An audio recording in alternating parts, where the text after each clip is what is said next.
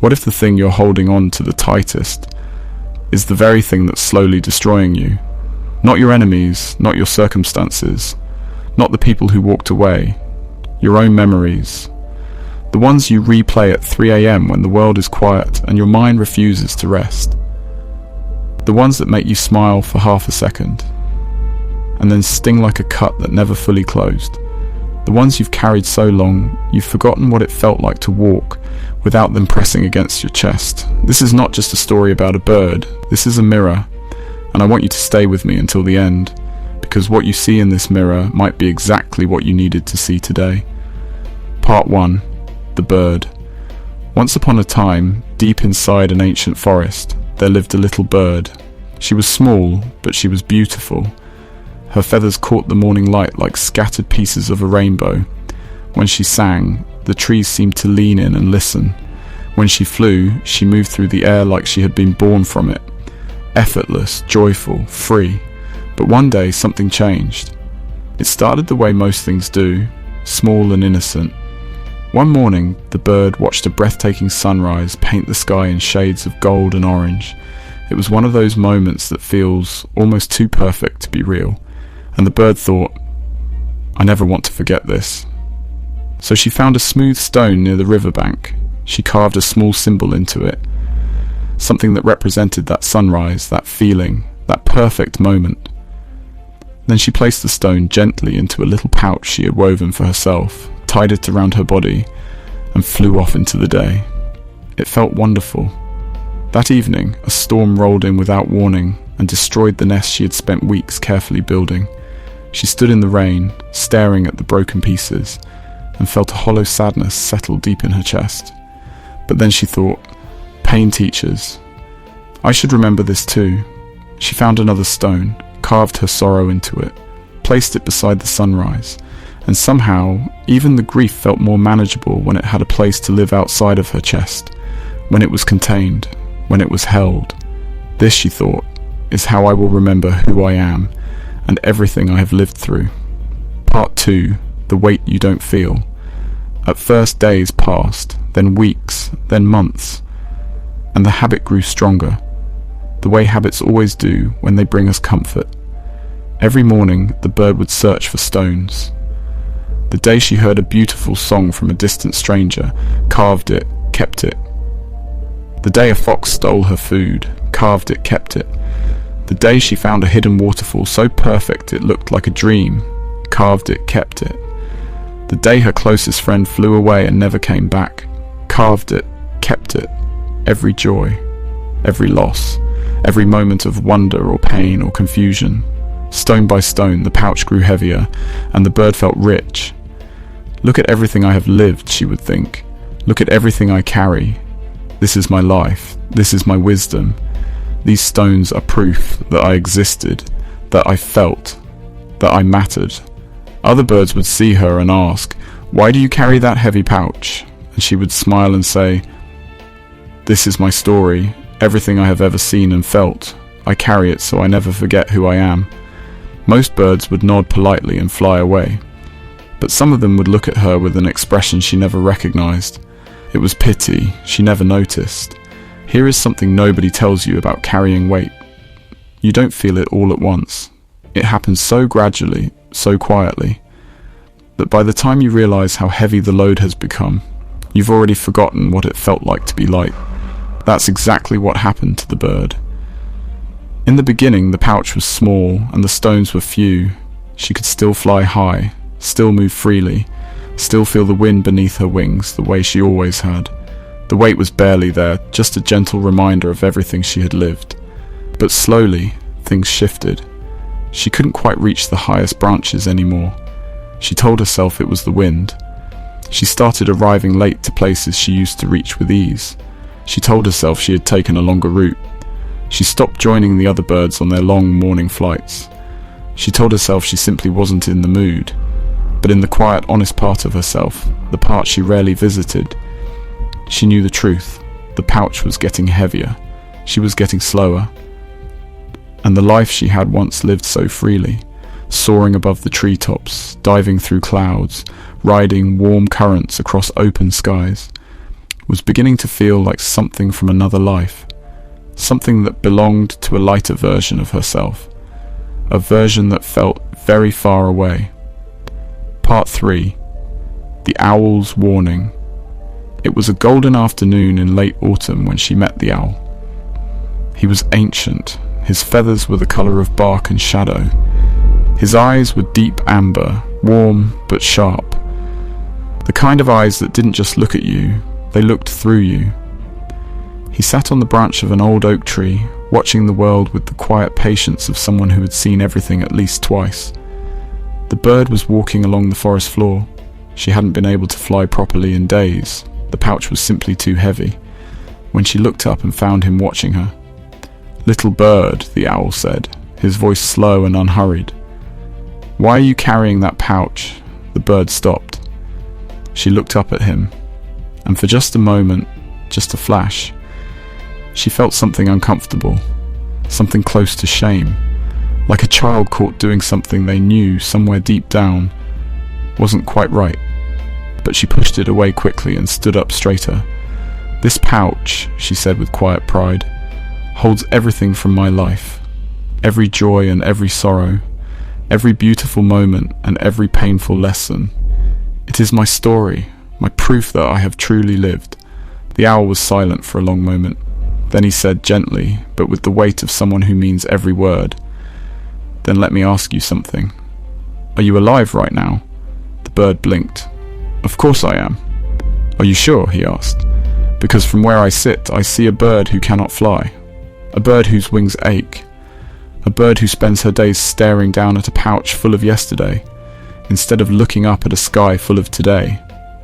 The bird opened her beak to respond. No words came. "Memories," the owl continued, "are meant to guide you, not to bury you. They are like stars, useful for navigation in the dark. But no one stares at the stars so long they forget to watch where they are walking." He paused, letting the words settle. "You are not honouring your past by carrying it. You are suffocating your present beneath it." Something in his words reached inside her and touched something tender, something she had been carefully burying under stone after stone. But then the familiar voice returned, the one that had convinced her to start collecting in the first place. "He doesn't understand. These memories are important.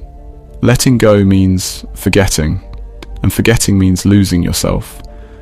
So she thanked the owl politely. She adjusted the pouch on her aching shoulders, and she walked on. But for the first time, the pouch didn't feel like treasure. It felt like something else. Part 4. The Last Rain. Winter came hard that year. The forest went cold and grey and still. The other birds had flown south weeks ago, carried on light wings through clear skies toward warmth and open spaces and new beginnings. But the little bird was still here. She couldn't make the journey. The pouch was too full, too heavy. She tried once. She spread her wings. She ran hard along the ground. She pushed with everything left in her. And for one brief, glorious moment she was in the air. She was flying, but the weight dragged her back almost immediately. She hit the ground, stumbled, caught herself, stood there trembling, wings shaking with the effort. The forest was silent around her. She was completely alone. The days that followed were among the hardest she had ever known.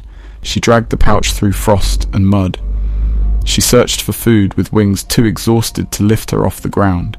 Each night she curled around the pouch and told herself it was warmth, told herself it was comfort, told herself those stones were worth everything she had given up for them.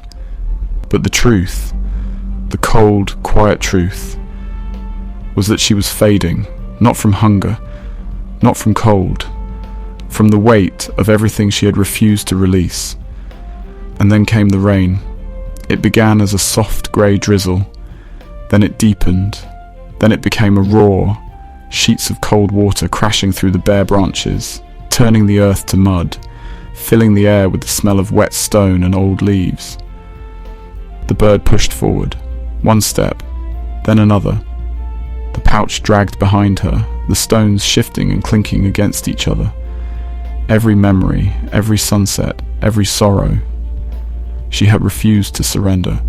Then her foot slipped. She went down hard. The pouch came with her. All that weight, all those stones, pressed against her small, exhausted body. She pushed against the ground, tried to rise, tried again. Her wings had nothing left. She lay still in the mud, surrounded by the weight of her own past, and slowly closed her eyes. The last feeling she had was not a memory, it was a longing, a quiet, aching longing for open sky. Part 5. What the Owl Said. When the rain stopped and the birds returned, they found her lying among the scattered stones.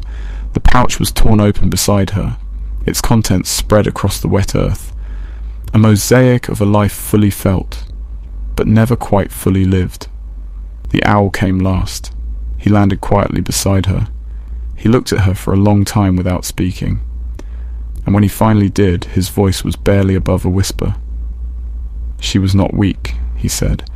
She was not foolish. She loved deeply. She felt everything. She lived more intensely than most. But she made one mistake. She believed that to carry something was to honour it. She believed that to let go was to lose. But the truth is the opposite. You honour a beautiful sunrise by watching it fully, not by dragging it into every morning that comes after. You honour a painful lesson by learning from it, not by reopening the wound daily to make sure you still remember the hurt. You honour the people you have loved by living well, not by building your identity out of their absence. He looked at the scattered stones one last time. Memories are meant to guide you, not to bury you. The real lesson. This is about you. Let me step out of the story for a moment, because I need to speak to you directly. You and I, we do exactly what that bird did. Every single day, we collect, we store, we carry. The argument from 3 years ago that we still replay word for word, in the shower, in the car, at 2 a.m. when we should be sleeping. The relationship that ended and left a mark we keep pressing on, just to confirm it still hurts, just to remind ourselves it was real. The version of ourselves we used to be, more confident, more hopeful, more loved, that we carry around like a ghost and measure ourselves against constantly. The mistake we made that one time, that one decision, that one moment we would give anything to reach back and undo, and we carry it forward into every new day, every new relationship, every new chance, and then wonder why nothing ever feels fully clean or new. We do this because somewhere inside we believe that carrying it means we're taking it seriously, that letting go means we didn't care, that forgetting means we're betraying what was. But that's not true. Letting go is not the same as forgetting. Letting go is not the same as not caring. Letting go means you have learned what the experience had to teach, and now you are choosing to travel lighter. Think of it this way. Imagine you're on a long journey. You pick up a map. It's incredibly useful. It shows you where you are, how you got here, where to avoid going again. You study it. You learn from it. It serves its purpose. But once you've learned the route, do you tape the map to your face and carry it pressed against your eyes forever? Do you stare at roads you've already travelled, obsessing over intersections you've already passed? No. You fold it up, you tuck it away, and you look up at the road ahead. That is what we are supposed to do with our past. Learn the route, then look up. The stones we carry, and why we won't put them down. Let's be honest about something uncomfortable. We don't hold on to painful memories by accident. We hold on to them on purpose. Sometimes we hold on because they make us feel significant. Look at everything I've survived. Look at how much I've been through. These scars are proof that my pain was real, that I was real. Sometimes we hold on because releasing feels like betrayal. If I stop being angry at the person who hurt me, does that mean what they did was acceptable? If I stop grieving the one I lost, does that mean I didn't love them enough? Sometimes we hold on because the past, even when it was painful, felt more alive than the present. At least back then, I felt something. At least back then, things mattered. And sometimes, most painfully, we hold on because we've been carrying the weight so long, we don't know who we are without it. The heaviness has become our personality. The pouch has become our identity. And the idea of setting it down feels terrifying, because then who are we? Just a bird with empty wings, standing in an open field with nothing to show for all those years of carrying. Yes, exactly that. A bird with empty wings, who can finally fly again. What letting go actually looks like. I want to be real with you for a moment, because just let go is one of the least useful phrases ever spoken if nobody tells you what it actually means in practice. Letting go does not mean pretending the past didn't happen. It means acknowledging it fully and then choosing not to let it run your present. Letting go does not mean you stop loving the people you've lost. It means you carry their love forward inside you, instead of carrying your grief like a stone tied to your chest. Letting go does not mean you stop learning from your mistakes. It means you extract the lesson, apply it going forward, and release the self-punishment that no longer serves any purpose. Letting go does not mean you become naive or unprotected. It means you trust yourself enough to face what comes next, without needing the armor of yesterday's pain. In practice, it looks like this. It looks like sitting with a memory, really sitting with it, not running from it, not suppressing it, and saying quietly to yourself, "This happened. It was real. I felt it fully, and now I am choosing to put it down, because I have somewhere to go and I cannot carry this and also fly." It looks like forgiving someone, not because they deserve it, but because you deserve to be free. It looks like releasing a dream that died, grieving it fully and honestly, and then slowly, gently, opening your eyes to the life that is actually in front of you right now. It looks like redirecting your mind away from the 3 a.m. replays, not through force, but the way you would gently guide someone you love, away from a dangerous edge. Not that way. Come this way. There is light over here. The present is waiting right now. As you hear these words, life is happening. Outside your window, the sky is doing something it has never done before and will never do again in exactly this way. Somewhere near you, a person exists who could become one of the most meaningful connections of your life, if you had enough space in your heart to notice them. Inside you, a lighter version of yourself has been standing quietly behind all those stones, waiting patiently for you to finally set them down. The present moment is not demanding anything from you. It is simply here, open, unhurried, without judgment, but it will not wait forever. Every moment spent buried in yesterday is a moment of today that passes unused, unlived, lost. The bird had an entire sky waiting for her. She just never looked up long enough to see it. Final words. I want to leave you with the same question this story began with, not as poetry, not as a nice ending, as a real question. One I want you to sit with honestly. Are you living in the present, or are you still dying in the past? What stone are you still carrying that you know, in the quiet, honest part of yourself, it is time to put down? What memory are you still replaying that has already given you everything it had to give? What person are you still punishing yourself over? Someone who may have moved on long ago, while you remain standing in the ruins of what used to be. You don't have to announce you're letting go to anyone. You don't have to make it dramatic. Just put the stone down, feel your wings, and look up. The sky is still there. It has always been there, and it is waiting for you. Forgive, forget, move forward, feel something new, take fresh steps, and live, truly, fully, completely, with a peaceful heart. If this story reached something real inside you today, share it with someone who needs to hear it. Because somewhere out there, someone is carrying a pouch that has gotten far too heavy. And maybe these words are exactly the permission they needed to finally set it down.